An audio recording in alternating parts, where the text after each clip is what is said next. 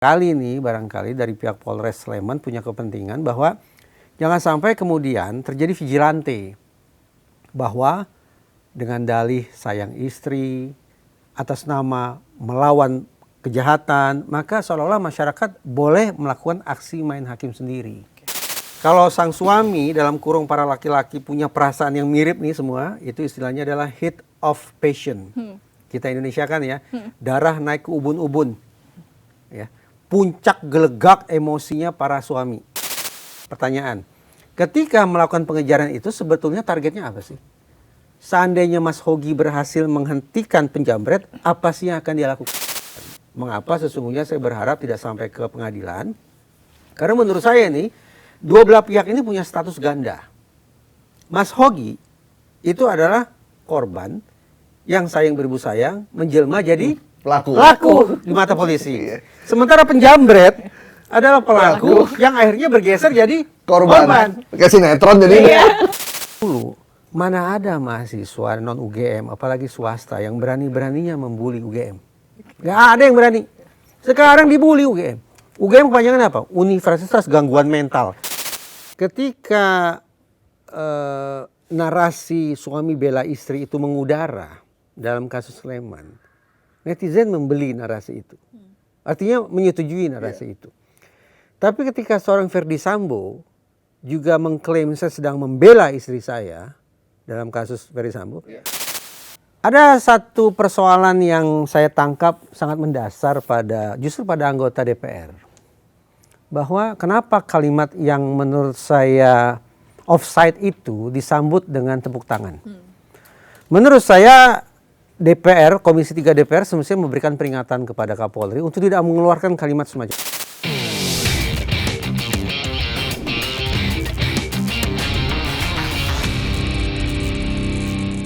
Halo, Assalamualaikum warahmatullahi wabarakatuh. Kita ketemu lagi di Bikin Terang bersama saya Fazilah Kainisa dan juga tentunya Mas Gaib. Dan kita kali ini mau bahas sesuatu yang lagi viral nih Mas Gaib ya. Biar terang. Biar terang benar yang soal ketidakadilan, ketidakadilan. Dan ramai di media sosial. Benar, ramai banget di media Jadi sosial. ada yang nyontoin, tiba-tiba ada orang perempuan gitu di jambret. Jambret. Terus ada orang mau lari, mau nolongin, nggak jadi. Nggak jadi. Loh, Mas kok nggak mau nolongin saya? Ntar sih jadi tersangka. Dan itu yang nonton ribuan orang. Ribuan orang. Gitu. Jadi mereka khawatir kalau mereka bantuin nanti dikejar, kemudian yang malingnya atau jambretnya jatuh, meninggal, mereka jadi tersangka. Jadi tersangka. Nah, sekarang kita tanya nih ke langsung Mas Reza Indragiri. Jambret. Mas, kasus langsung aja ya kita. Memang viewers sudah pasti tahu saya siapa. Oh, udah pasti udah tahu pasti dong. tahu. Udah Udah Reza Indragiri udah pasti tahu. Ya udah. Gak apa kita kenalin lagi aja. Iya, kayak kurang pede kayaknya. Kurang pede. Orang tuh kalau udah, kita kalau di Google tuh ya, pakar psikologi forensik, Pasti keluarnya keluar Reza Indragiri Reza Amril. Indragiri. Bener nggak ada yang lain Iya. gitu.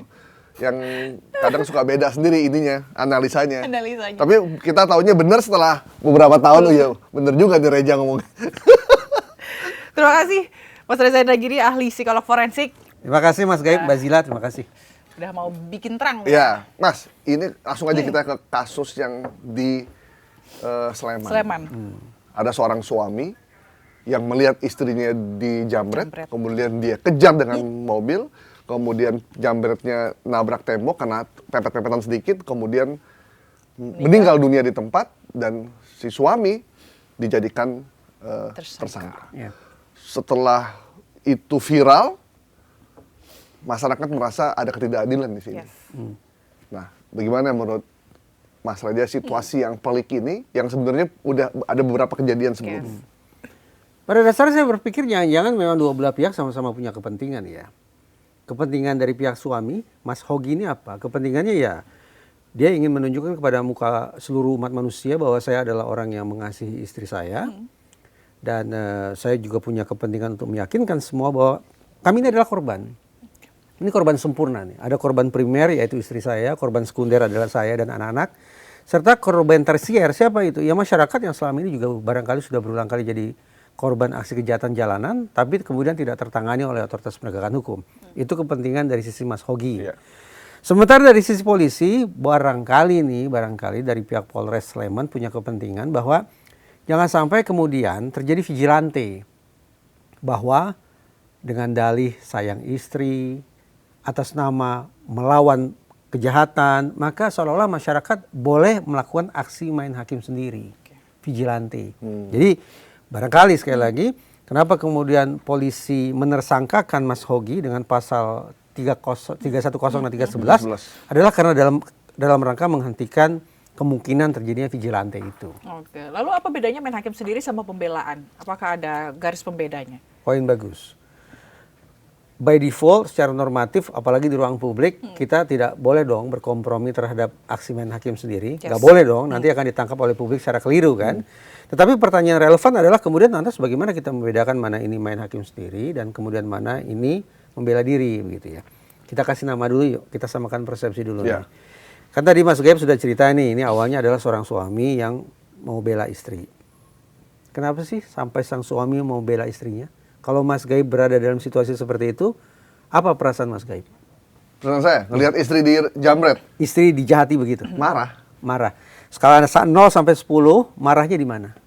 9,5. 9,5. Jadi sudah hampir maksimal. Udah hampir maksimal. Ya. Tanya lagi ya. Tanya. Kameramen. Udah punya istri belum? Alhamdulillah belum sih. Udah punya istri. Ya udah. Udah punya istri. Iya punya istri. Punya istri. Mas, kalau menyaksikan dengan mata kepala sendiri, siang bolong, istri dijahati begitu di tempat terbuka, apa perasaannya? Ya kesel sih. Kesel? Iya, kesel terus kesel banget lah. Oh, kesel banget. Oke. Kalau saya marah dia kesel banget. Ya. Skala kesel bangetnya 0 sampai 10 berada di mana? 10 lah. 10 lebih tinggi lagi masih dong. bawah nih. Satu lagi. Furqan. Mas Furqan Saya nih. istri ya nih. Udah punya istri, saya lihat foto profilnya udah Iya. punya istri. Sorry. Kalau dalam situasi serupa, apa perasaannya? Marah pasti marah. 0 sampai 10? Refleks 10. 10. Oke, nah sekarang kita namai nih. Oke. Kalau sang suami dalam kurung para laki-laki punya perasaan yang mirip nih semua, itu istilahnya adalah heat of passion. Kita Indonesia kan ya, darah naik ke ubun-ubun. Ya. Puncak gelegak emosinya para suami. Heat of passion. Berarti sang terdakwa akan mencoba menunjukkan ke hakim, perbuatan saya ini dilatar belakangi karena darah saya sudah naik ke ubun-ubun. Heat of passion. Apakah hakim akan menerima itu atau akan menolaknya? Tentu harus diuji. Karena ruang sidang pada dasar adalah proses ujian. Nah, dari Khazanah Psikologi Forensik ada 5 tahap yang harus dilalui. Untuk sampai pada sebuah simpulan, untuk sampai pada sebuah putusan, terima atau tolak. Klaim itu. Klaim heat of passion itu. Dimulai dari tahap pertama yaitu memastikan dulu kita punya kesamaan persepsi ini. Ini kita bicara peristiwa apa? Peristiwa provokatifnya apa? Penjambretan. Oke, clear ya? Tahap pertama selesai. Tahap kedua, hakim akan melakukan appraisal, memperhitungkan bagaimana sesungguhnya sang terdakwa ini menilai apa yang dia yakini sebagai penjambretan itu.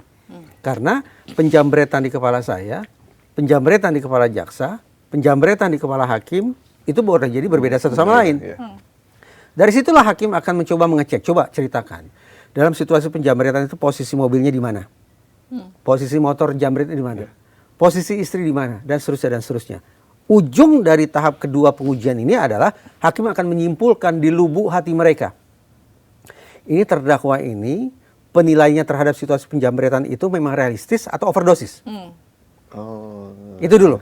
Tapi tidak dikatakan ya, oke ini kayaknya berlebihan. Dia berkata dalam dirinya Dia dia. berkata-kata Oke. dalam hatinya. Oh, ini kayaknya terdakwa berlebihan nih. Oh, ini terdakwa sepertinya penilaiannya tidak sesuai dengan situasi ini. Seperti itu ya. Oke, masuk ke tahap ketiga. Dieksplorasi sekarang apanya? Kalau tadi kan pengindraannya, sekarang masuk eksplorasi ke emosinya. Kurang lebih seperti inilah. Ternyata terdakwa emosinya menggelegak sampai ke ujung kepala. Karena dia ngelihat langsung. Melihat langsung. Oke. Selesai tahap ketiga, masuk ke tahap keempat. Tapi ada dasar teori. Dasar teori dulu. Kalau emosinya sedemikian membumbung, semestinya rasionalitasnya akan anjlok turun. Nggak mungkin berbarengan. Pasti salah satu naik, salah satu akan turun. Sekarang kita cek terdakwa. Kalau misalnya Mas Hogi duduk di kursi terdakwa, mari kita takar. sebelum terdakwa melakukan pengejaran terhadap penjamret, apa yang dilakukan oleh terdakwa terlebih dahulu? Dari pemberitaan nih yang saya simak, ada versinya begini. Ternyata Mas Hogi mengecek istrinya terlebih dahulu. Berarti dia sempat mempertimbangkan secara rasional, ada opsi yang harus dia pilih. Saya akan mengejar penjamret atau saya memilih melihat istri saya dulu. Dengan dua opsi semacam itu, ternyata Mas Hogi memilih bahwa saya harus lihat istri terlebih dahulu. Setelah istri dipastikan kondisinya baik-baik saja, barulah Mas Hogi melakukan pengejaran. Pertanyaan, ketika melakukan pengejaran itu sebetulnya targetnya apa sih? Seandainya Mas Hogi berhasil menghentikan penjamret, apa sih yang akan dia lakukan? Ya katakan, ada versi begini. Tidak ada keinginan Mas Hogi untuk menabrakkan mobilnya. Jadi keinginannya apa? Mengambil tas. Berarti dalam situasi pengejaran itu, lagi-lagi Mas Hogi sanggup untuk memilih. Tujuan apa yang akan saya capai? Bukan tujuan ini, tetapi tujuan yang itu. Lagi ada versi tambahan. Di dalam kendaraan itu, Mas Hogi itu sudah memperhitungkan, saya punya mobil. Berarti mobil merupakan sumber daya atau kekuatan yang saya punya. Sewaktu-waktu terjadi konfrontasi dengan penjamret itu. Kan penjamret bawa cutter. Cutter dibandingkan dengan mobil, kalaulah terjadi benturan, lebih dahsyat yang mana? Mobil. Lebih dahsyat mobil. Oke. Nah, sekarang mari kita simpulkan. Ngakunya marahnya 9,5. Ngakunya keselnya 10. Ngakunya marahnya 10. Tapi ternyata pada saat yang sama, rasionalitasnya bekerja secara optimal. Jadi benarkah orang ini klaimnya bahwa darahnya sudah naik ubun-ubun? Benarkah marahnya sedemikian menggelegak sampai melumpuhkan akal sehatnya? Benarkah klaim heat of passion itu? Berarti meragukan. Tahap kelima, ya memang kita tahu, akhirnya terjadi benturan sedemikian rupa. Kekerasannya terjadi di situ. Tapi pada poin ketiga dan poin keempat, ternyata sudah mulai terjadi korslet. Pada tahap pengujian, tahap ketiga dan keempat sudah mulai tidak sinkron. Kalau situasinya seperti ini, bacaan hakim seperti ini, maka hitung-hitungan saya, klaim terdakwa bahwa dia diamuk oleh amarah itu, katakanlah klaim murka itu, naik pitam itu, akan tertolak. Akan tertolak. Jadi, maaf kata ini, upaya membela diri terdakwa dengan klaim bela diri, dengan klaim bela istri, karena darahnya sudah sedemikian tinggi, itu akan ditolak oleh hakim. Karena dianggap perbuatannya ternyata tetap disertai dengan rasionalitas yang memadai. Saya sebagai ketua GBI, Gerakan Bela Istri, agak nggak setuju memang saya ini. Hati kita sepertinya berontak. Ya, tetapi sekali lagi, hakim kan tidak akan secara a priori mengatakan iya atau tidak. Tapi harus lewat proses pengujian, pembuktian, tahap demi tahap. Setuju atau tidak setuju urusan lain. Tapi paling tidak, putusan hakim menerima ataukah menolak adalah putusan yang terukur. Oke, berarti hukum bisa melihat secara manusiawi ketika misalnya alasan klaim tadi ya yang begini, darah tadi sebenarnya belum selesai. Per detik ini maka kira-kira putusan hakimnya apa? Salah kan? Betul kan? Terdakwa bersalah kan? Karena strategi pembelaan dirinya kan ternyata terpatahkan. Berarti putusannya adalah Anda bersalah. Namun jangan lupa, sesaat sebelum hakim mengetukkan palunya, ada satu hal lagi yang harus dipertimbangkan oleh hakim, yaitu unsur pembenar dan unsur pemaaf. Karena ada satu tahap kecil ini, tapi bisa berpengaruh signifikan. Ibaratnya Lionel Messi, dia bisa mengubah ritme pertandingan. Nah, kalau ternyata hakim menemukan adanya unsur pembenar atau unsur pemaaf, maka bunyi putusannya akan kurang lebih begini. Saya sederhanakan saja ya. Benar loh, saudara itu terbukti loh. Melakukan pidana itu terbukti. Dalih saudara bahwa saudara tidak bisa berpikir jernih karena diamuk oleh amarah. Itu maaf ya, itu penilaian yang berlebihan. Namun jangan khawatir, walaupun saudara terbukti melakukan pidana, tapi kami hakim menemukan adanya hal-hal yang mendorong kami untuk memaafkan saudara. Ada hal-hal yang kami temukan yang membuat kami hakim memutuskan untuk membenarkan perbuatan saudara. Atas dasar itu, Kendati saudara sekali lagi terbukti sesungguhnya melakukan pidana, namun kami putus bebas. Itu bisa saja. Gitu. Jadi masyarakat, Mbak Zila dengan Mas Gaib, jangan buru-buru tergopoh-gopoh mengatakan, wah ini polisi prematur nih, polisi enggak. Nggak adil nih polisi ini. Tadi saya katakan, polisi sepertinya juga punya kepentingan agar ini tidak muwabah nih. Agar tidak muwabah aksi-aksi yang bisa dianggap sebagai main hakim sendiri. Tapi tenang saja, dalam pengertian masih ada proses di persidangan di ujung nanti itu yang memungkinkan bahwa orang-orang seperti Mas Hogi nanti ternyata akan diputus bebas oleh pengadilan. Mungkin Jill, masyarakat khawatir nanti kalau memang akhirnya sampai di proses ke pengadilan, nanti hakimnya ini nggak seperti yang itu. Semestinya sampai begitu. Semestinya ya? Iya. Masih ingat tidak? Hakim itu ketika membuat putusan mengatakan gini, ada hal-hal yang memberatkan. Ada hal-hal yang meringankan. Nah, pada momen-momen seperti itulah sesungguhnya terdakwa, Mas Hogi kalau dia masuk ke persidangan, maka dia bisa lolos dari lubang jarum. Ada yang di komen tuh bilang, jangan sampai kalau masuk pengadilan nanti sama kayak Vina. Sebetulnya saya pribadi berharap kasus ini tidak sampai ke pengadilan. Artinya tidak diselesaikan lewat mekanisme litigasi. Saya sepakat, ada kata-kata indah yaitu restoratif justice. Tetapi maaf, ini kan suka tidak suka ternyata berkasnya sudah sampai di kejaksaan. Setahap lagi sebetulnya sampai di persidangan. Nah, jadi kemungkinan litigasi tampaknya ya memang ada kemungkinan tampak di depan mata. Nah, ini kan peristiwanya udah beberapa bulan yang lalu ya. Dan si Mas Hogi dan istrinya itu juga mengalami masalah yang berat. Maksudnya dia harus bolak-balik ke kantor polisi, dia harus ditanya-tanya sama orang, bahkan kakinya dipakein pasangin GPS, dia sempat nggak berdagang beberapa hari gitu. Terganggu lah secara ekonomi. Nah, kemudian viral, kemudian barulah semua orang tergopoh-gopoh termasuk Kejaksaan Negeri dan akhirnya dipanggil di Komisi 3 sekarang. Maksudnya, kenapa nih mesti viral dulu baru kita ramai membicarakan ini? Itu kita sudah tahu ya, namanya delik viral kan ya. Delik viral. Jadi seolah-olah perjuangan untuk keadilan itu hanya akan bisa signifikan kalau memang ditopang atau didukung oleh para warganet. Nah, warganet dan kita semua juga semestinya punya keinsafan bahwa sebetulnya ini ada paling tidak ada dua versi kasusnya. Kalau dari sisi Mas Hogi dan Mbak Astria, ya? Narasinya apa?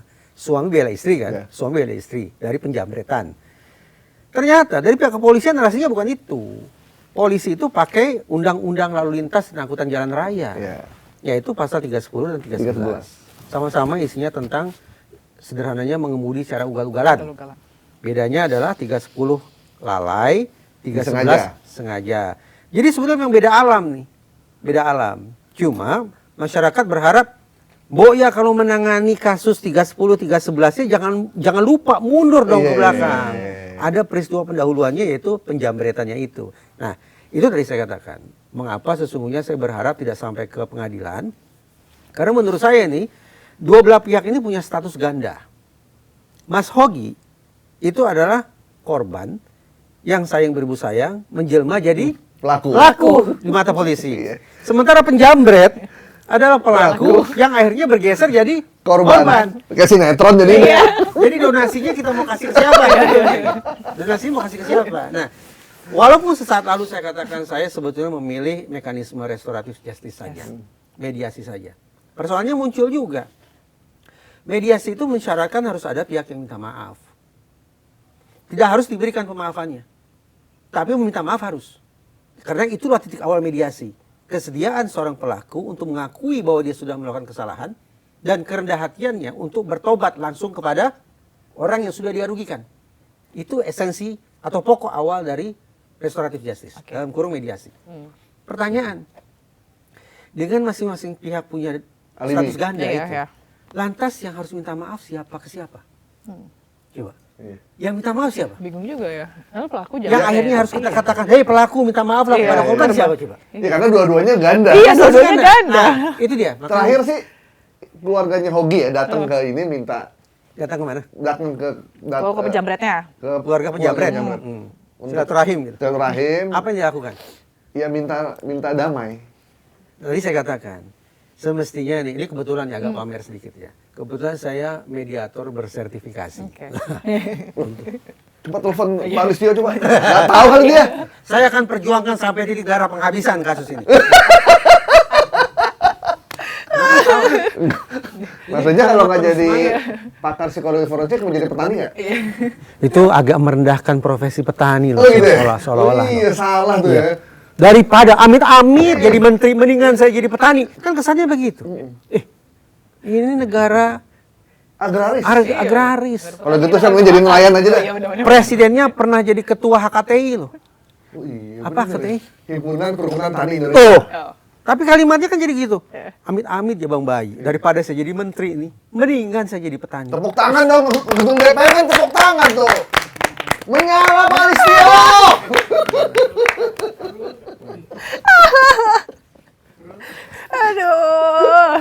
Aduh, hari ini sedap nih Mas Gaib deh. Ya. Tadi apa pertanyaannya? Ah, itu. Ini soal minta maaf. Mediator. Iya, Oh, iya. mediator. Iya, Iya. bersertifikat. Jadi omongan saya mudah-mudahan cukup legitimate lah, Iya. cukup proporsional lah Oke. untuk Tapi mengatakan. sertifikatnya asli nih ya. Iya. Asli, palsu. asli.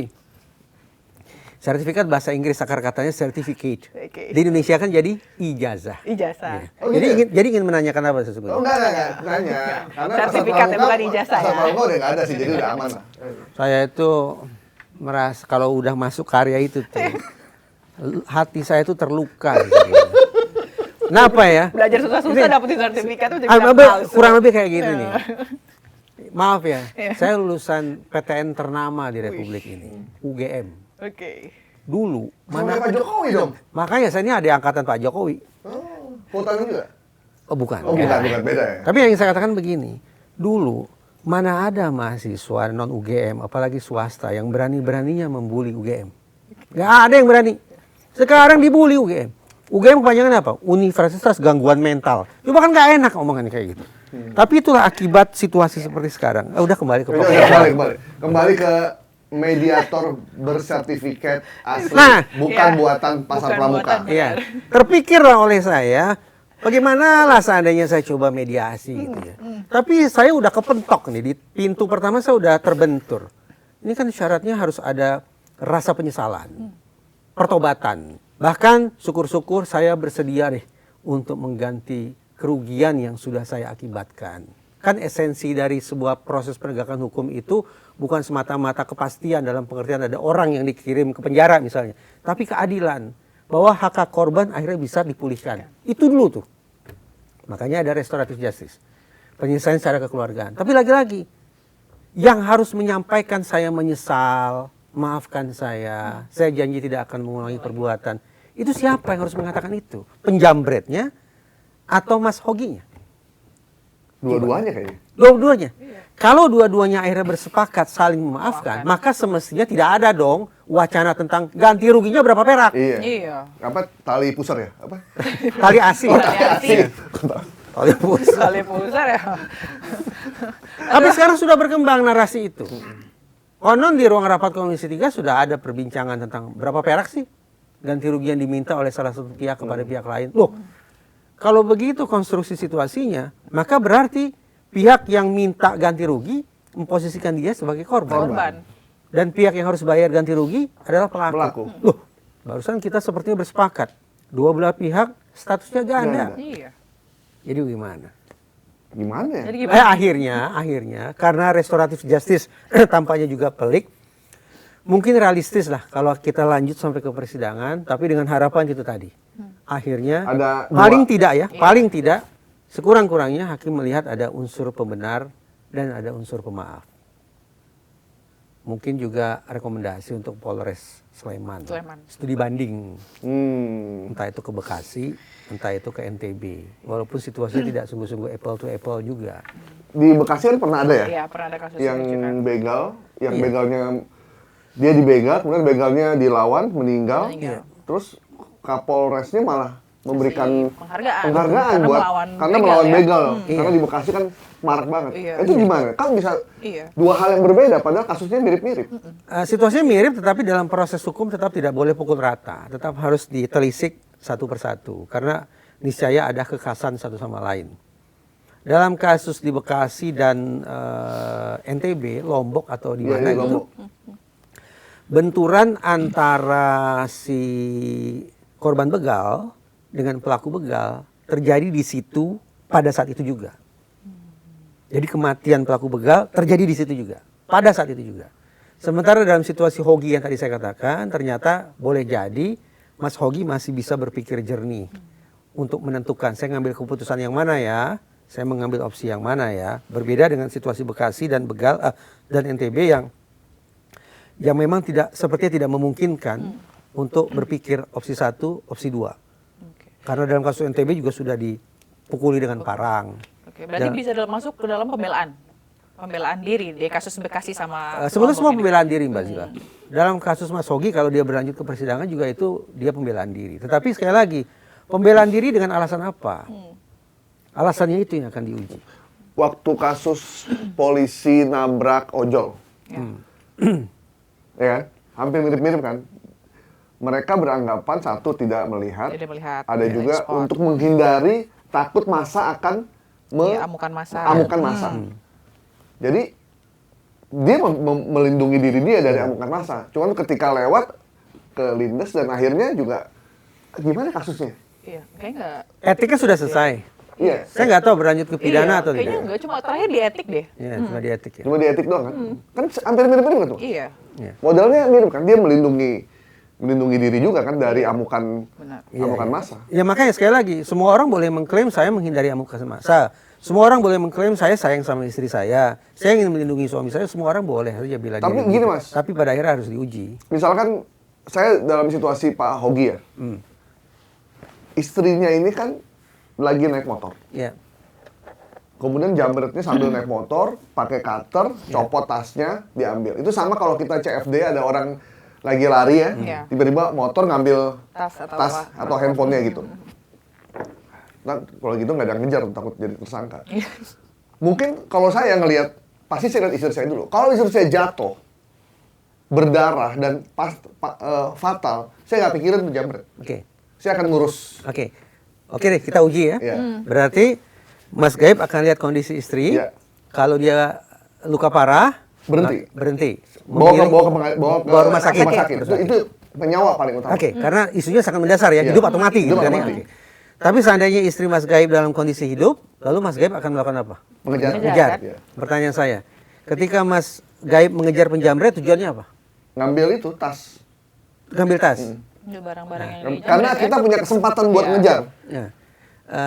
Itu yang tadi saya katakan. Kalau itu yang dilakukan, boleh jadi hakim mulai mempertanyakan, benarkah orang ini marahnya 9,5? Karena ternyata rasionalitasnya tetap berjalan secara optimal. Klaim naik pitam, klaim hit of passion itu justru akan mengena pada sasaran ketika yang Mas Gaib lakukan adalah kemudian menabrak penjamret. Saya tidak sedang memberikan saran, itu bukan saran, itu bukan rekomendasi. Tapi saya ingin mengatakan, hitung-hitungan emosi yang menggelegak, yang berkonsekuensi pada lumpuhnya akal sehat, itu akan lebih tercermin pada perilaku kejar penjamret, tabrak, jeger. Karena tidak berpikir tentang hal lain. Saya tidak berpikir tentang tas, saya tidak berpikir yang lain, kecuali semata-mata mengekspresikan atau meluapkan emosi saya yang sudah naik ke ubun-ubun itu tadi. Nah, itu justru kalau perilakunya seperti itu, hitung-hitungan yang tadi saya sebut lebih mengena. Tapi kalau misalnya kita nggak menyelamatkan, misalnya tadi Mas Gaib istrinya, mungkin di pikirannya Mas Gaib atau saya mungkin berpikir, kalau nggak saya yang ngejar atau saya yang ini, saya harus berharap sama siapa gitu. Mungkin banyak orang-orang masyarakat yang berpikir sekarang mungkin bukan polisi tidak bisa diandalkan ya, cuma maksudnya geraknya agak lambat. Jadi kita berpikir, oh kalau nggak kita, siapa lagi nih yang mau menolong kita? Mungkin Mas Hogi habis nonton Panji. Kita mau berapa sama siapa lagi? Polisi kita begitu. Ya, udah gitu, kita hanya berapa diri kita sendiri. Wah, kayaknya kita mesti berapa diri sendiri nih. Coba lihat, yang salah. Walaupun kesannya mulia, ini suami yang budiman, tapi sesungguhnya kita bisa memotret akal sehatnya jalan. Dia bukan naik pitam. Amarah 9,5 itu hanya sebuah klaim yang lebay. Di hiperbola. Nggak waras dan Di simpel dramatisasi. itu. Nggak waras dan simpel. Nah, kita harus tegaskan itu juga sekali lagi. jangan salah ya, posisi saya adalah sesungguhnya saya berharap tidak lanjut ke persidangan. Ya. Kalau lanjut ke persidangan ada unsur pembenar, ada unsur maaf Jadi, bagi Mas Ogi. jadi mesti dipahami bahwa Mas Reza bicara dalam konteks keilmuan ya. Iya, dalam proses di pengadilan itu akan begini. Iya. Termasuk tadi dengan pengujian meskipun sama-sama judulnya membela diri, tapi tentu akan diuji apakah pembelaan itu benar-benar murni dan juga tergantung pertimbangan dari hakim sendiri ya. Oh betul, maksud pada saya. akhirnya kembali ke hakim Iya, kan. ke hakim. Dalam yang kasus memutuskan. Bekasi misalnya, kenapa 2 orang itu melakukan perlawanan? Karena kilau celurit itu udah kelihatan. Di kasus Bekasi ini. Membayangkan celurit, sakit dong. Iya. Ya, tidak terpikir yang lain. Kecuali Dibunuh atau membunuh. Iya. tepat. Siapa mati, siapa hidup. Yes. Berarti benar kan? Emosi yang sudah semikian tinggi tidak memberikan kesempatan kepada rasionalitas untuk memilih. Karena tinggal satu pilihannya. Hidup. Konsekuensinya lawan. Begitu juga kasus NTB. Udah kena parang, tangan, punggung, leher, segala macam. Nggak ada pemikiran lain. Kecuali serang balik. Dalam situasi Sleman, kalau memang benar nih versi media pemberitaan seperti itu, maka justru saya menangkap situasi di Bekasi, NTB, dan Sleman Jogja sesungguhnya tidak apple to apple betul. Tidak sebanding betul. Situasi Sleman Jogja berbeda dengan situasi Bekasi dan NTB. Tapi jadi penasaran, misalnya amit-amit, kita dalam kondisi gitu, Mas Reza, apa yang akan kita lakukan? Karena What should we do gitu Karena maksudnya? masyarakat Iya. mencontohkan kalau ada begitu lagi, udah kita nggak usah kejar. Iya, Gitu. kita, udah deh nanti kita Nanti disangka. disangkanya kita punya intention buat Yes. membunuh. Padahal Karena kita harusnya berpikir pakai akal sehat, bantuin. iya. Sayangnya ini obrolan kita ini kan akan ditayangkan kan ya. Jadi sudah barang tentu saya juga nggak mau dicap sebagai orang yang memprovokasi masyarakat untuk melakukan aksi main hakim sendiri. Ngerti lah maksud saya. Iya, paham. Nah, gitu. Saya hanya bisa kembali ke tataran normatif. Berikan kepercayaan pada Polri untuk menegakkan hukum. Nah, gitu. Iya, itu Mas Reza aja lah. Kita Emang gimana nggak percaya pada Mas Guys? polisi? Nggak percaya pada polisi. Saya percaya pada Allah Subhanahu wa taala. Gak boleh Mas Guys, kita harus optimis, harus Iya, percaya. Kita percaya sama Allah Subhanahu wa Oh, iya, taala benar, dulu. benar, Itu baru pada lembaga-lembaga yang lain. Pertanyaan saya bukan Mas Gaib percaya pada siapa, bukan. Pertanyaan saya Mas Gaib percaya tidak pada polisi? Percaya. Percaya.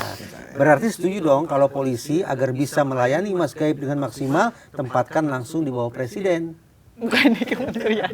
Apalagi Gua langsung ke situ sih. Agar bisa melayani sebaik-baiknya. Iya. Semangat ya.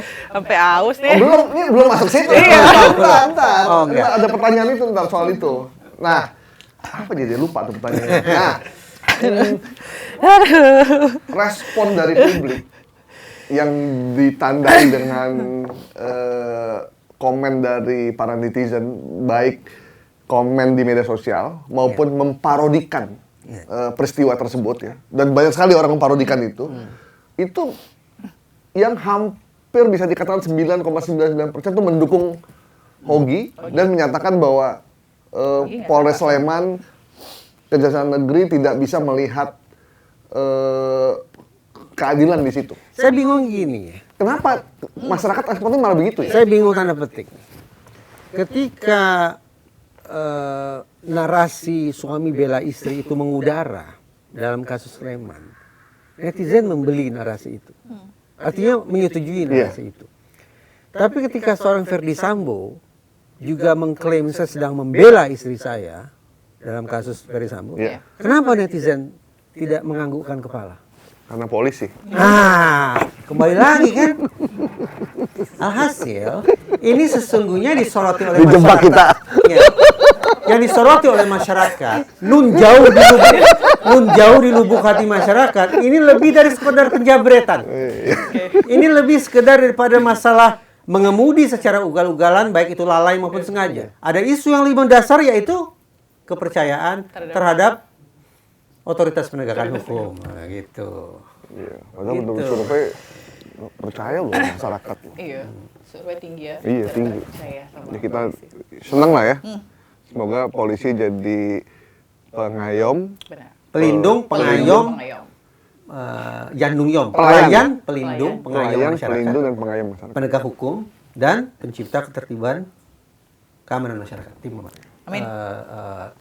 Sampai lupa saya. Ketertiban dan keamanan masyarakat itu apa singkatannya? Presisi. Ya gitulah. Iya. Nah, sebelum kita masuk ke profesi petani ya. Ya. Ini kita mau bahas sedikit soal pedagang kue gabus ya. Yes.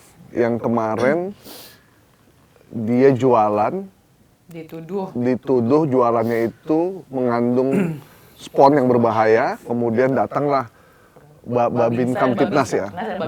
Babinsa 2 orang. Berarti tentara dan polisi. Karena polisi ini datang, memvideokan, kemudian bilang bahwa ini makanan berbahaya, suruh makan, biar modar kue gitu kan, dengan bahasa itu, divideoin, kemudian disebarkan, dan sempat dipukul juga sampai si bapak ini yang udah tua, renta ini, trauma untuk kembali berjualan. Nah, setelah diuji di laboratorium, ternyata beneran kue. Dan layak untuk dikonsumsi. Ujinya pun di lab kepolisian. Artinya benar, dalam kasus ijazah palsu harus ada uji saintifik. Kalau kue dagangan pasar aja harus ada uji saintifik, apalagi uji ijazah palsu. Benar kan? Masuk tuh barang. Tanpa uji ijazah, tanpa uji saintifik, itu tuh kejadian itu. Mas, kasus ijazah udah selesai karena kemarin teman-teman alumni Pak Jokowi dengan menggunakan bis rombongan datang ke rumah Pak Jokowi. Itu udah untuk reuni ya, atau silaturahmi ya. Gitu. Berarti rakyat bersuara nggak tayang lagi dong? Canda itu canda. Tayang dong. Tetap tayang. Kan kita berita banyak. Iya, nggak cuma bahas itu aja. Ijazah Pak Jokowi gitu. Ijazah kan udah masa lalu lah gitu.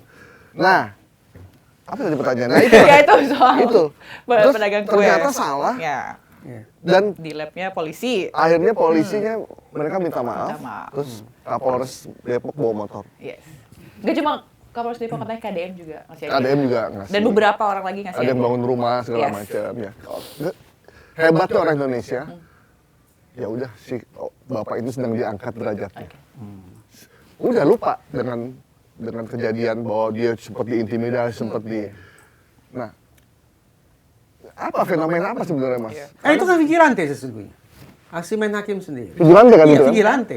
Yang sayang beribu sayang, tragedinya vigilante dilakukan oleh pihak yang semestinya harus kita asumsikan punya pemahaman tentang hukum yang lebih baik daripada masyarakat kebanyakan. Konsekuensinya, kalau dibawa ke ranah pertanggungjawaban ini, entah itu ranah pertanggungjawaban etik, entah itu ranah pertanggungjawaban pidana, profesi mereka justru akan memberatkan sanksi mereka. Karena melakukan aksi main hakim sendiri ketika mereka mengabaikan rambu-rambu etik yang melekat pada diri mereka. Dan itu menjadi sangat kuat beritanya ya, karena terjadi sama rakyat kecil lah gitu. Kecil. Dan semua orang tuh jadi terenyuh gitu. Bahkan seorang Hotman Paris ya? Iya. Nggak, di saat gini kita disalahkan karena mungkin berpikir rasional tadi. Misalnya kita mau membela. Nah, itu mah. Jadi kayak kontras gitu. Iya, jadi dan ketika aparat yang harusnya membela, dia pukul-pukul. Walaupun teman-teman penindakan. Babinsa ini beranggapan bahwa dia membela masyarakat karena ada laporan dari masyarakat di video viral itu. Dia ngecek dan ternyata dia kan responnya diperas itu apa keluar air emang. Apa sih sesungguhnya definisi vigilante? Vigilante itu adalah tindak tanduk atau aksi atau perilaku yang diklaim untuk menegakkan hukum, menciptakan ketertiban, mendatangkan kepastian dan seterusnya. Tapi sayangnya vigilante melakukan atau mencapai semua tujuan itu dengan cara-cara yang melanggar hukum itu sendiri. Ini paradoks kan? Saya ingin menegakkan hukum, tapi dengan cara melanggar hukum. Iya. Saya anti KKN, tapi boleh dong saya titip 1-2 orang. Enggak. Yang lain aja. Emang saya bicara apa? Itu hanya ilustrasi. Ilustrasi doang. Kesamaan situasi. Nggak, takutnya tiba-tiba langsung suka belok dia. Gitu. Iya. Itu paradoks. Oh iya. Nggak boleh KKN ya. Nggak boleh. Ngomong ya. Nggak boleh Kan zaman Pak Harto dulu tuh. Udah. Apa sih artinya KKN? Ya udah balik lagi dulu nih ya. Kolusi. Nepotisme. Nepo baby. Ya kita. Saya sepakat Presiden Prabowo ketika bilang kalau perlu hukuman 50 tahun untuk korupsi. Untuk koruptor. Iya. Tapi kok besoknya ada abolisi, ada amnesti gitu. Di itu tuh biasanya di daerah-daerah Afrika tuh Kongo itu biasanya banyak nepotisme tuh. Nepotisme. Bapaknya, ponakannya gitu. Sebenarnya itu dimulai di pilkada. Kongo. Kongo nih ya. Kongo. Saya pas salah dengar Solo atau Kongo kepastian? Kongo. Kongo. Kongo. Emang sama-sama O. Iya, cuman belakangnya oh ya. Ini Kongo, bukan Kongo, Solo beda. Beda. Kongo di Afrika, Solo di sana. Di Jawa Tengah. Oh di Solo mah memang udah feodal kan, karena ada kerajaan Kerajaan Solo. Ribut terus juga lagi. Memperebutkan ini. Memperebutkan ini kewenangan. Emang di mana ada uang selalu ada keributan tuh. Biasanya begitu ya. Di mana ada uang ada keributan tuh udah dari zaman dulu tuh begitu. Ya semoga baik-baik aja lah. Oke. Mas, ini tadi udah beres ya yang tadi soal bapak itu ya. Semoga Udah 2 nih. Iya. ya dua. Jambret udah. Udah. Tukang kue Gue udah. ya. Sekarang soal aksi heroik Pak Kapolri kemarin di Komisi 3 DPR. Sepengalaman kita ya, belum pernah ada Kapolri yang seheroik itu membela institusinya. Bahkan dia bilang sampai titik darah penghabisan. Untuk semua jajaran memperjuangkan bahwa Polri harus berada di bawah Presiden. Bagaimana Mas Reza melihat ini? Sementara proses reformasi Polri ada timnya kan tuh, itu masih berlangsung dan ini masih wacana juga, tapi Pak Kapolri sudah menegaskan itu di depan anggota dewan yang terhormat dan diberi applause yang luar biasa. Ada satu persoalan yang saya tangkap sangat mendasar justru pada anggota DPR. Bahwa kenapa kalimat yang menurut saya offside itu disambut dengan tepuk tangan. Menurut saya DPR, Komisi 3 DPR semestinya memberikan peringatan kepada Kapolri untuk tidak mengeluarkan kalimat semacam itu. Kenapa? Anggaplah Kapolri Jenderal Listio Sigit Prabowo punya keinginan Polri tetap harus berada di bawah Presiden. Ya. Tetapi nasib Polri, eksistensi Polri, posisi Polri, kedudukan Polri tidak ditentukan oleh Kapolri, tapi ditentukan oleh undang-undang. Undang-undang yang menentukan Polri berada di mana. Ya. Yang menyusun undang-undang siapa? Eksekutif sama DPR dan pemerintah. Itu artinya Kapolri secara normatif harus mengatakan begini. Kalaulah kalimat itu ingin dikatakan, sebetulnya saya berharap Polri tetap berada di bawah Presiden. Tetapi walau bagaimanapun, institusi kami menghormati keputusan yang diambil oleh DPR dan pemerintah. Seandainya DPR dan pemerintah memutuskan bahwa kami harus berada di bawah kementerian, dan keputusan itu tercantum dalam Undang-Undang Polri, berarti mengubah Undang-Undang Polri, kami akan menghormati itu. Semestinya begitu. Cakep tuh kalimatnya. Kalau hanya berhenti, saya ingin Polri tetap langsung berada di bawah Presiden. Dan saya minta jajaran untuk memperjuangkan itu sampai titik darah penghabisan, memunculkan kesan Polri di bawah Kapolri Jenderal Listio Sigit akan melakukan pembangkangan, bahkan pemberontakan terhadap siapapun yang bertolak belakang dengan keinginan saya. Termasuk DPR dan pemerintah sekalipun. Serem banget ya. Loh, itu konsekuensi dari kalimat semacam itu. Makanya tadi saya katakan kalimat itu offside. Sayangnya DPR tidak cukup peka menangkap adanya kalimat yang sudah keluar garis semacam itu. Mungkin DPR nggak punya VAR kali. Ngeliatin Harusnya itu lihat VAR dulu. lihat VAR dulu. Pak Kapolri. Oh ya, stop dulu ya, stop dulu. Mohon, Pak. Pak Habibur Rahman nih. Iya. Lihat VAR dulu. Dia balik lagi. Oke, Kartu kuning, kartu setelah merah. VAR kita lihat, kita putuskan bahwa ucapan Kapolri lanjut. Iya. Kalimat Kapolri itu adalah kalimat yang mengesampingkan undang-undang. Bahwa seolah-olah sekali lagi nasib Polri, kedudukan Polri, posisi Polri adalah ditentukan oleh Polri. Nggak bisa. Kenapa Pak Listio mengungkapkan kalimat itu? Apakah memang itu di alam bawah sadar dia bahwa selama ini memang polisi ya superior? Saya pinjam mulut orang nih ya. Oke. Saya menerima sekian banyak WhatsApp dari berbagai macam institusi yang penilaiannya seragam. Penilaiannya seragam. Ada yang menggunakan kosakata arogan, ada yang menggunakan kosakata pongah. Itulah yang semua yang saya terima esensinya seperti itu. Tetapi begini, akhirnya kan saya akan mikir, ini ada perbedaan kayaknya nih antara dinamika di ruang sidang dengan dinamika di luar ruang sidang Komisi 3. Lantas tanda petik siapa gerangan yang semestinya menengahi itu semua? Iya. Siapa? Presiden. Presiden. Nah, kalau kita posisikan presiden sebagai pihak yang akan menengahi itu, kesenjangan antara di dalam ruang rapat dan luar rapat itu harus ditengahi. Menurut Mbak Zila dan Mas Gaib, presiden melakukan apa sebaiknya? Ya kita. Ya. Kira-kira kan tadi menyebut presiden yang harus menengahi. Salah jemput kita deh. Dijebak lagi. Jadi ekspektasi Mas Gaib apa terhadap presiden? Presiden akan melakukan apa?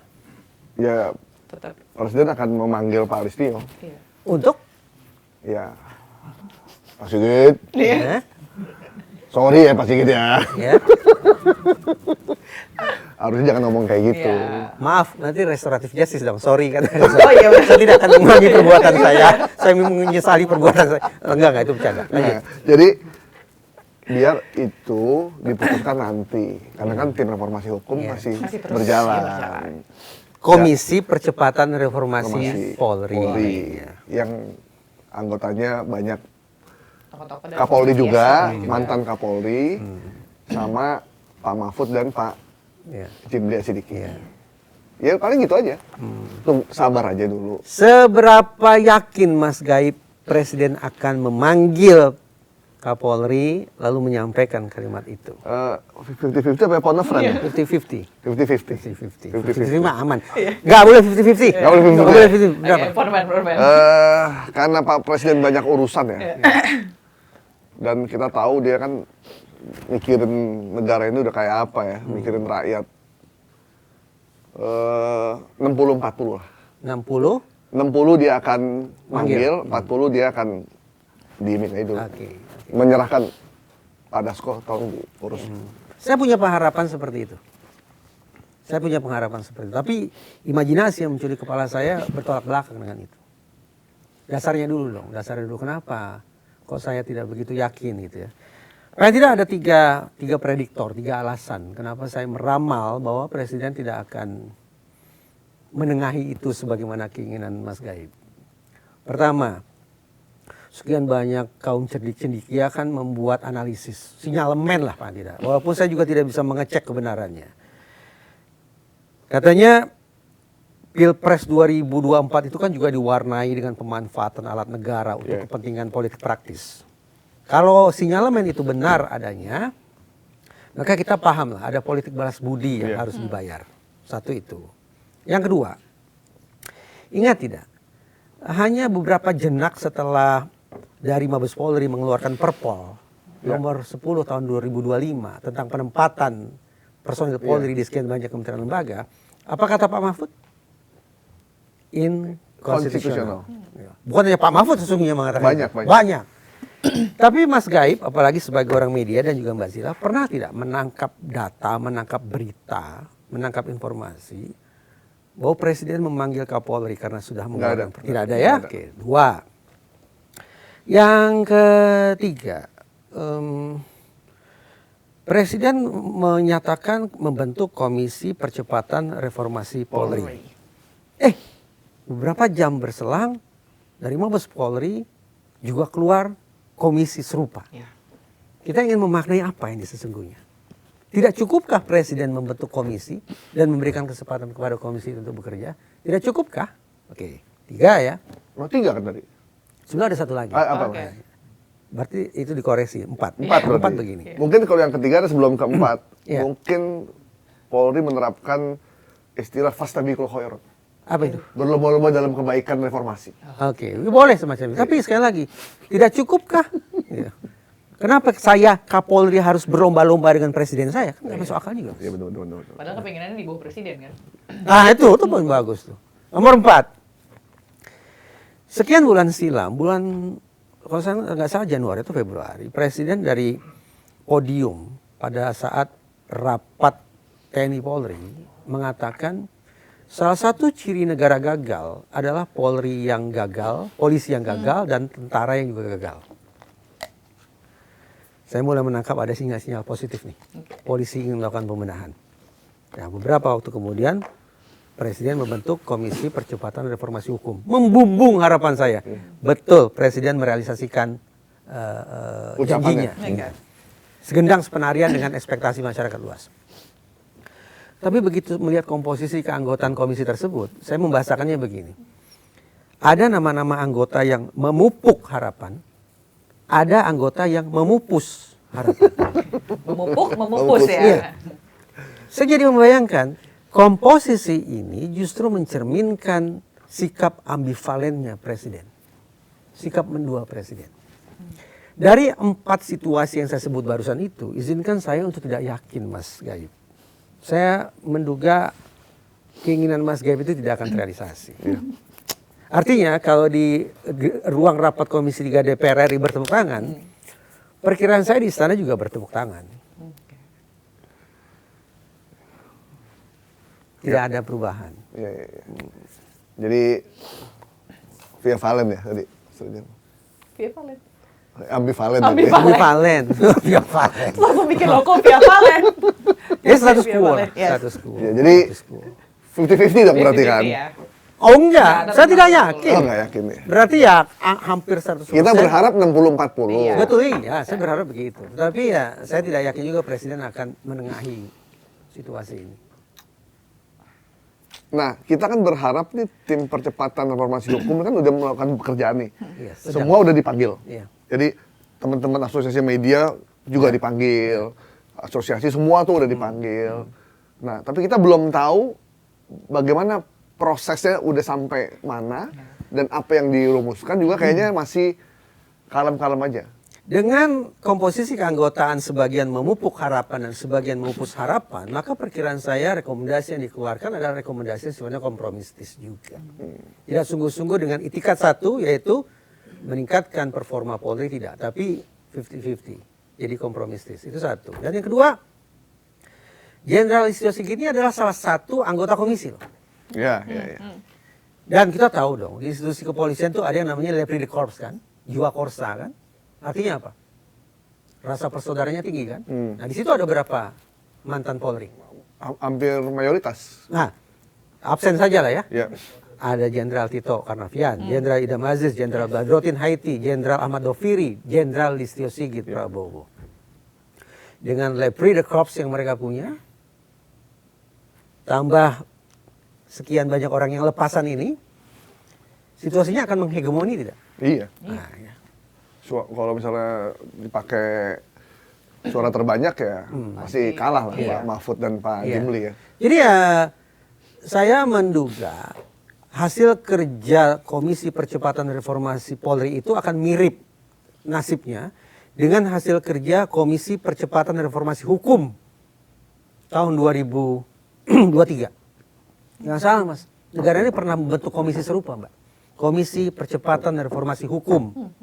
Di dalamnya juga ada rekomendasi tentang pembenahan terhadap institusi Polri. Iya. Tapi setelah rekomendasi jadi diapakan? Ada. Namanya juga rekomendasi. Iya. Bisa dijalankan bisa enggak kan? Iya. Itu yang menyusun siapa? Pimpinan siapa? Pak Mahfud. Pak Mahfud. Pak Mahfud sekarang juga ada di komisi. Padahal Pak Mahfud masih jadi Menko waktu itu. Oh, dia Menko, punya power. Punya power. Punya power. Tapi ternyata apa boleh buat lah ya. Ternyata hasil kerjanya juga menjadi sebuah dokumen negara saja barangkali. Nah, Komisi Percepatan Reformasi Polri pun menurut saya akan nasibnya kurang lebih sama. Buat apa kalau gitu? Buat apa kalau gitu? Iya. Sejak 0 km sebelum saya pertanyakan itu. Ya, karena kalau sejujurnya bagi saya, kalau kita menyimak media, kemudian melakukan sosial media monitoring, mengikuti diskusi-diskusi tentang Polri, kita sudah cukup banyak kok informasi. Sudah punya data memadai kok untuk menyusun daftar apa yang kiranya patut dilakukan oleh Presiden. Ya, jangan sampai tim itu hanya dibentuk untuk membuat masyarakat senang dan tenang aja dulu. Benar. Gitu. Bahwa akan ada rencana reformasi, tapi setelah itu ya udah begitu aja gitu. Sebenarnya buat masyarakat sih lebih ingin ada perubahan mendasar. Bahwa ada kasus ditangani dengan cepat. Terus masyarakat tidak takut untuk melapor. Kita kan harus sepakat ya, kita juga nggak bisa hidup tentram tanpa polisi. Benar. Kita ingin polisi kerja yang baik kan begitu kan. Tapi ya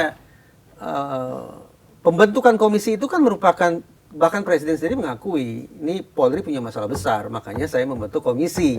Tapi sayangnya komposisinya ternyata merupakan anti klimaks juga. Itu menurut saya. Oke, kita tunggu bagaimana hasilnya. Nanti apapun yang diambil dari urusan reformasi Polri, nanti kita akan lihat. Mungkin kita nanti akan putar lagi omongan Mas Reza ini. Mas Reza, terkait dengan reformasi Polri nanti ya. Waktu yang akan membuktikan. Oke. Mas Baik, Reza, terima kasih terima banyak. kasih banyak. Terima kasih ya. Dibikin terang tuh narasumbernya tuh kompeten dan kredibel. Kan lagi. Jadi bisa dipertanggungjawabkan di hadapan publik. Itu dia makanya telah bikin terang ya. Lagi Mas ya. Terima kasih Mas Reza, terima kasih banyak. Dan itu dia tadi bikin terang. Semoga kita bisa ketemu lagi di bikin terang selanjutnya. Bye bye. Bye bye. Thank you. Thank you.